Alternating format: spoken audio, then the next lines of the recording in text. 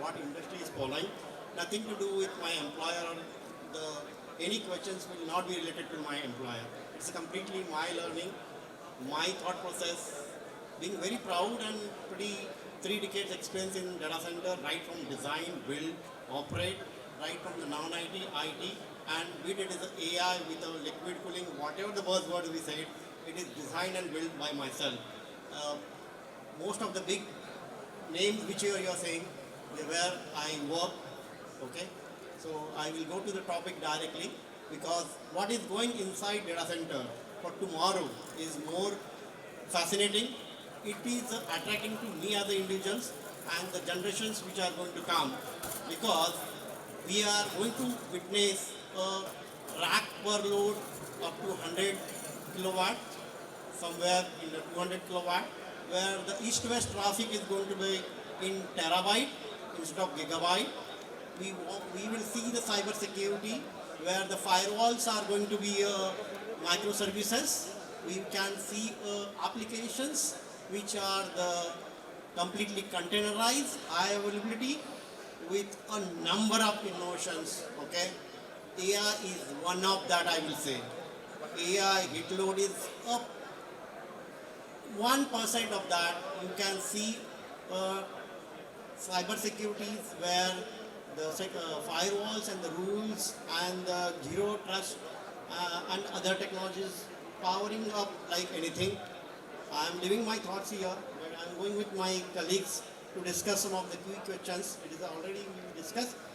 Okay. Uh, I want to understand what is the one under the radar technology in networking, storage, or operation that you believe will fundamentally redefine the data center in the next 3 years?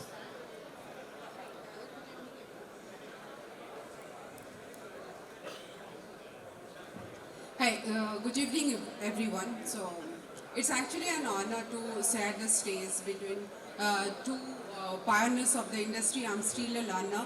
I to introduce before answering your questions. My name is Devjani and I overlook Park Place Technologies India Center as a reason.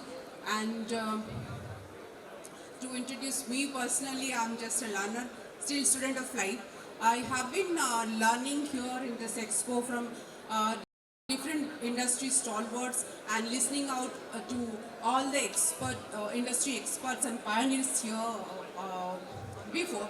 So to answer your questions, Prasanji, if you ask me what would be the under the radar technology in and around of networking, well, we all know networking till now we have been following a very static electronics networking system that is called spine leaf networking system. If any one of you are from networking industry, you might have heard this word. Spine leaf networking setup is a very static and reliable networking system. But what's going to change here down the line in 3 to 10 years is that the AI and analytics that is bringing the workload to the networking space and the clogging of traffic is huge. Right, so when the AI and analytics is evolving and this is our future requirement, we are going forward for a reconfigurable software dependent optic based networking system, which is not static like spine based static networking setup, but it is flexible, more adaptable as per the workflow or as per the workload traffic flow. It changes based on the software or it changes the route. We do not have to manually fix a configuration for this particular static networking like we used to, like the engineers used to do earlier. And while I say that, the result of adapting a software defined reconfigurable optical network is going to lower the latency, is going to manage the distributed workload, that is also going to manage our cost, correct? But networking is not my forte. When I say we belong to a third-party maintenance support and system in Park Place, we always focused on managing storages. And surprisingly, the storage industry going to revamp down the line one decade. There are large players who are testing, experimenting on computational storage. So till now the data center is divided two simple parts. Storage, we hold data. Server, it processes the data. Correct? But as the data center industry growing and as we are on this planet Earth, as we are uh, mm, running out of running out of infrastructure or running out of I would say space to manage all those data center. We need a data center wherein both the servers and storage can work together. So when optical storage or computational storage comes in, the data is stored in the storage itself. The data is processed in the storage itself. Correct? So we do not have. Why it comes? It comes because of the data frequency, the movement of the data frequency, considering the AI evolvement, considering the reels we make everyday basis, how we are crazy on making the reels everyday basis. So the movement of data actually spike of the workload of servers and clocks the networking. So we need some storage wherein it do not only store data but also process it. At least basic processing systems like infiltration or it can do kind of managing higher bandwidth or it can take basic AI activities on its own. So yes, these two I think is going to change in near future. Your inputs, Chavi. Thank you, Devjani. Very well said. So, Devjani here, my colleague, has covered storage and network very well. So, I would like to cover operations a little. And what I see as a non-flashy change in data centers, which is going to be underlying, and you'll not be able to see it will not be headline grabbers, will be how you manage power.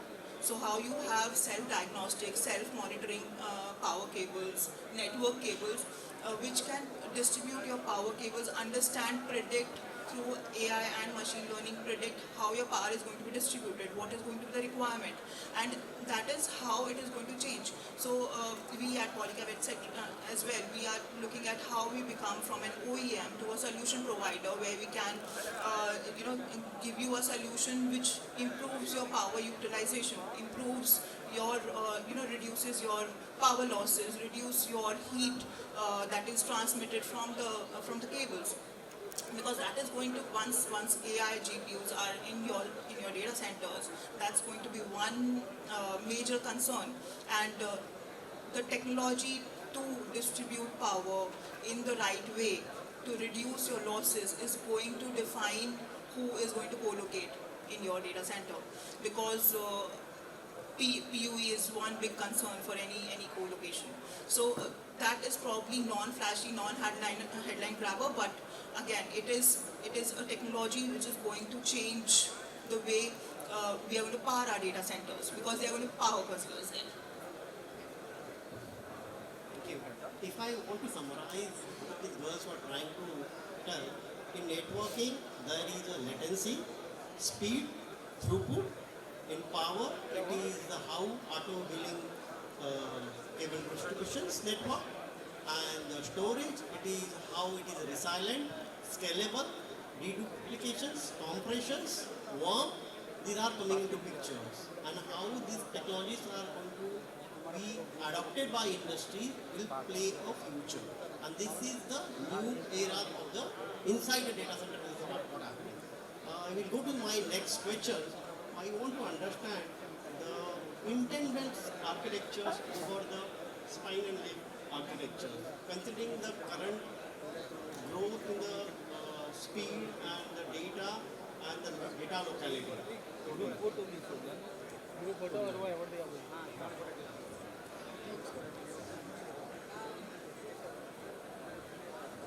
We just discussed about the spine leaf system of networking setup, right? When you ask me intent-based networking setup, I would say we are evolving there. Like art didn't introduce human as we are Homo sapiens human right now. On a lighter note, we were back then ape. We evolved to Neanderthal humans, and now we are so-called modern Homo sapien humans, right? That's how the networking architecture is also evolving based on the workload, as you rightly told, and based on the AI activities and analytics growing. So yes, when I say the spine leaf networking, it was static, it was very reliable, but it do not work as a predictive networking system. But when we are introducing a intent-based AI automatized networking system, it is proactively working. So whenever the traffic flow increases, the network system, as it is AI empowered, understands it and reroutes the data automatically itself. Manual intervention is not required. So manual intervention from a system engineer is not required to create a switch or to set up a route for that. That is what changing in a intent-based networking system. Chavi, what do you think? The way network is going to change, and that depends on how we're consuming network, how we're consuming our data. Today, just for some simple facts, most of us watch cricket probably on our apps more than the TV. So I would like to lie on my bed and watch the Sony Live app or the Hotstar app and then watch a cricket match. So there would be more people watching cricket match on their phones than watching it on TV, and that's where the data suddenly will spike up, and then your edge data centers to reduce latency will suddenly shoot up, and your now when it comes to machine learning or AI, predicting this would become easier. Now when when your AI machine your AI or your machine has learned that whenever there is a cricket match which is going to come, this particular node is going to need more data, so it will predict and it will accordingly allocate the resources. So that is where intent based networking is going to be used. So it's all about how we are using data, how we are using our apps, our data today, and tomorrow how we are going to use it, which is going to change the network architecture. So this is a practical demand supply. Earlier we know that these are the apps, morning to evening, these are going to be used. Probably after evening these are going to be used, and we had the models, static models. Now the models are so dynamic in terms of consumption as well, which is why the networks will have to evolve to to cater to these dynamic systems without having to switch manually. Thank you. In the interest of time, I am just wrapping up with my final thoughts that what is going inside data centers, just it is the scalability, resiliency, the high availability zones in hyperscale as well as in AI. So it is your network speed, latency, your throughput, your obsidian networks, okay? With it is cybersecurity, it is your firewalls in perimeters or it is inside, in your zero trust process. These all are going to dominate along with the AI. Thank you. I'm wrapping up with my thought. Thank you. Thank you so much, sir. It was a very enriching and crisp discussion. Thank you so much.